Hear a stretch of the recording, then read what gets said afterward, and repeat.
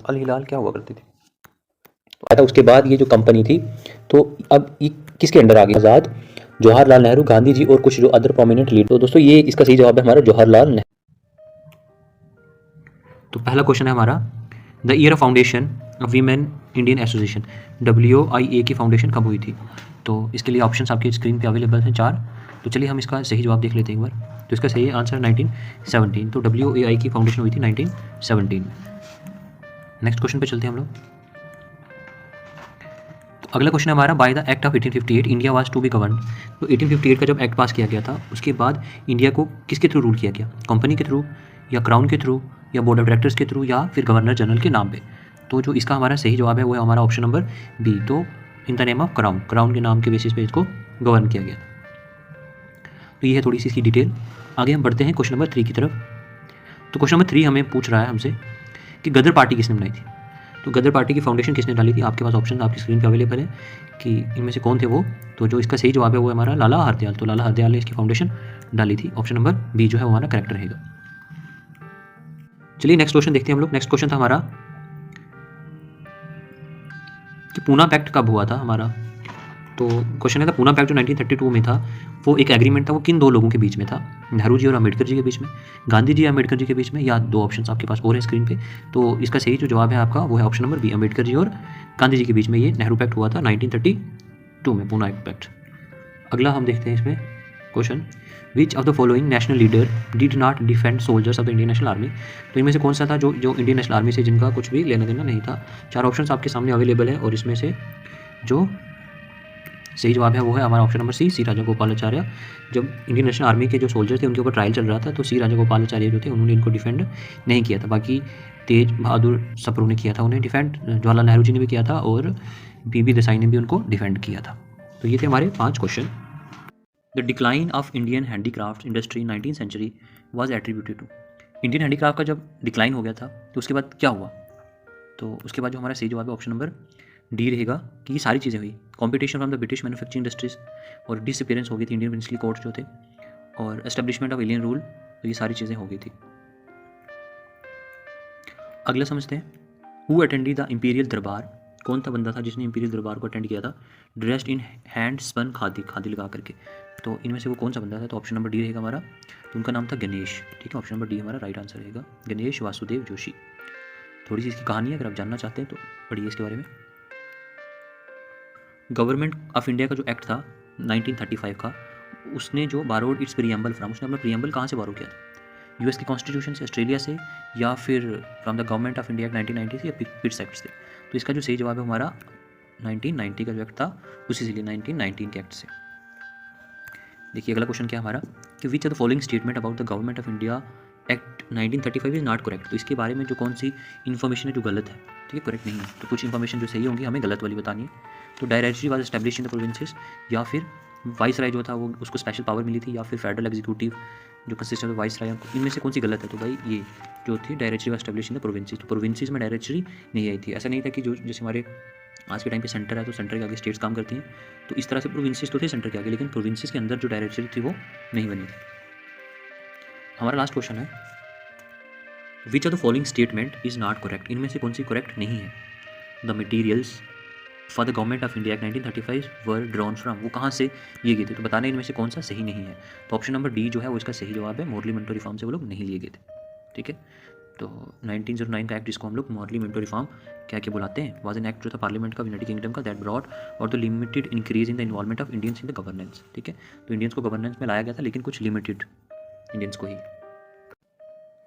Who wrote at the stroke of midnight when the world sleeps India awakes to the life and freedom।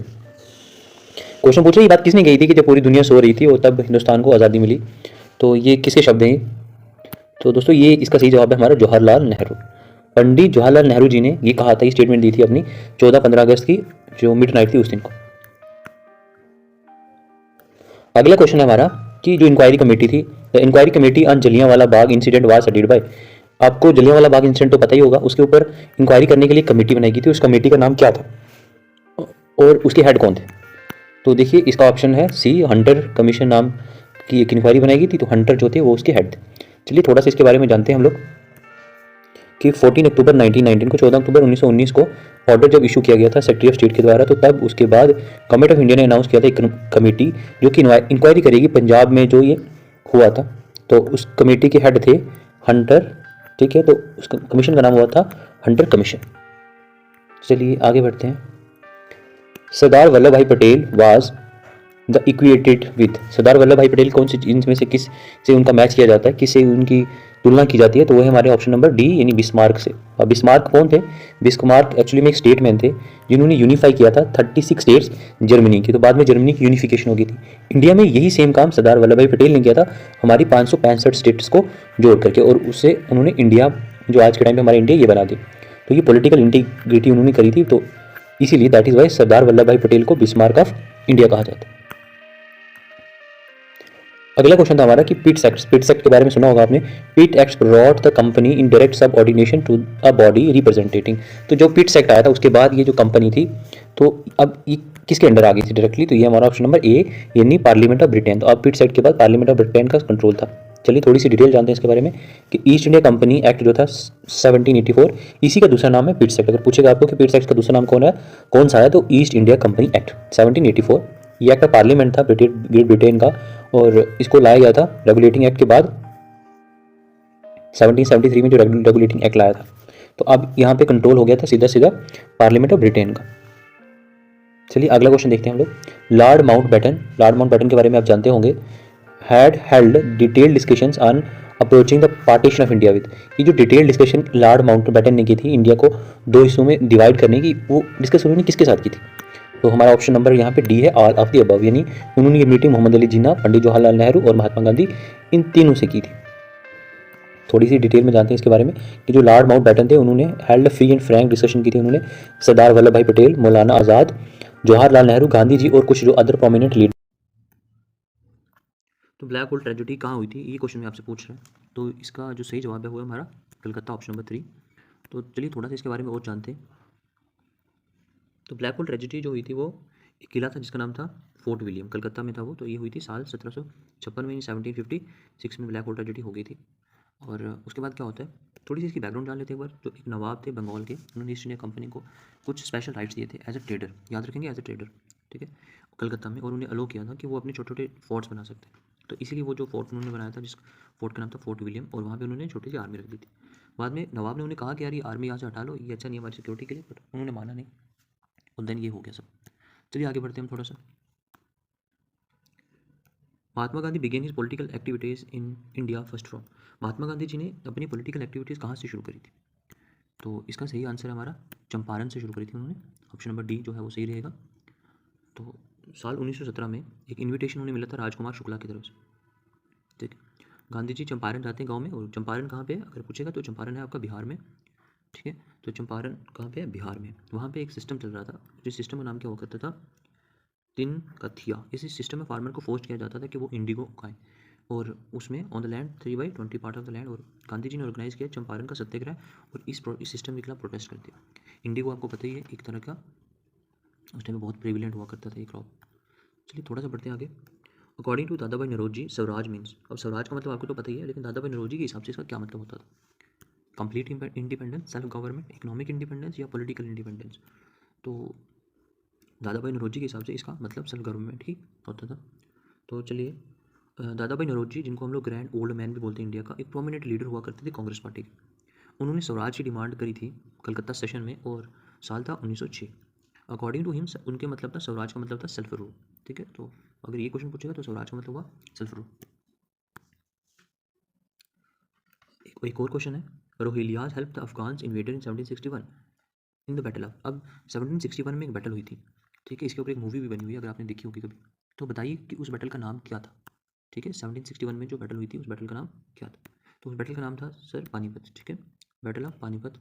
तो ये third battle of Panipat भी इसको बोलते हैं। Third battle of Panipat जो 14 जनवरी 1761 में पानीपत में हुई थी, और about 60 miles northern of Delhi, तो यानी 97 किलोमीटर दूर है ये दिल्ली से। और इसमें था कौन कौन, एक तरफ थे मराठास, ठीक, और एक तरफ से इन्वेडिंग जो अफगानिस्तान का एक रूलर था, उसका नाम था अहमद शाह अब्दाली, ठीक। तो इन दोनों की आपस में लड़ाई होती हैं। तो चलिए हम थोड़ा सा और देखते हैं इस क्वेश्चन में। The landmark are the Dalhousie administration did not include. तो सुना होगा डलहौजी एडमिनिस्ट्रेशन में तो इसका सही जवाब है option number B, English as a medium of instructions. ठीक है, तो कह रहे थे लैंडमार्क ऑफ डलहौजी एडमिनिस्ट्रेशन जो है उसमें क्या चीज़ नहीं यूज़ होती थी, did not include English as a medium of instructions. वहाँ पे इंग्लिश को as a medium of instructions नहीं यूज़ किया जाता। कमिश्नर्स जो कि अफेयर्स संभालते थे इंडिया का, उनको क्या कहते थे? Court of directors, board of directors, board of control या फिर बोर्ड ऑफ मर्चेंट्स। तो ऐसे कमिश्नर्स को कहा जाता था बोर्ड ऑफ कंट्रोल। देखिए द राइट ऑनरेबल बोर्ड जो हुआ करते थे उसे कमिश्नर्स होते थे जो कि इंडियंस का अफेयर संभालते थे, जिनको उस टाइम पे बोर्ड ऑफ कंट्रोल कहते थे, इंडियन बोर्ड्स कहते थे। ठीक, और ये ना एक्चुअली में इनको आर्म ऑफ गवर्नमेंट कहा जाता था यूनाइटेड किंगडम्स की, जो रिस्पॉन्सिबल हुआ करते थे गवर्नमेंट की मैनेजमेंट का और उसके इंटरेस्ट का ब्रिटिश इंडिया में और ईस्ट इंडिया कंपनी का दोनों को। ईस्ट इंडिया कंपनी का रूल 1784 से लेकर के 1858 तक रहा था। देन उसके बाद ब्रिटिश क्राउन ने सीधा डायरेक्टली रूल किया यहाँ। इनमें से which among the following was not a French settlement in India. इनमें से कौन सी फ्रेंच सेटलमेंट नहीं थी इंडिया में? फ्रेंच कहाँ पे नहीं रहते थे? तो वो है हमारे गोवा में, क्योंकि गोवा जो है, गोवा में फ्रेंच नहीं रह के रखे, पुर्तगीज़ रहते थे। पुर्तगीज़ की कॉलोनी थी, वो पुर्तगीज़ यहाँ पे रह रहे थे। लगभग उन्होंने यहाँ पे 450 साल तक वो यहाँ पे रहे until it was annexed by, और 1961 में इसको अनेक्स्ट कर दिया गया इंडिया के द्वारा।